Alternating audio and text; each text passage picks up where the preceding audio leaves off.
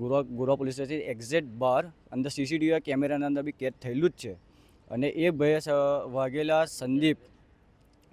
વાઘેલા સંદીપ ઉર્ફે મી અને એનો સાળો સોહિલ રાણાને મગજમારી ત્યાં અપનાપાન સેન્ટર આગળ થઈ હતી. અને સોહિલ રાણા એના બનાવીને બોલાવીને ગોરવા ગેટ પાસે આગળ બોલાયા અને એ બંને જણે થઈને સંદીપ વાઘેલાએ માથામાં ફટકો માર્યો.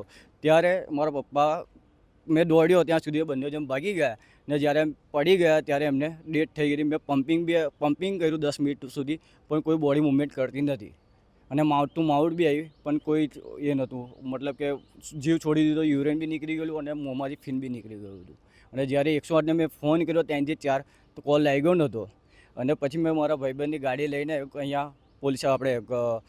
ગોત્રી પોલીસ સ્ટેશનમાં ઇમરજન્સીમાં આવ્યો હતો. તો ત્યારે ડૉક્ટરે જાહેર કર્યું મૃત્યુ ડેથ થઈ ગઈ છે.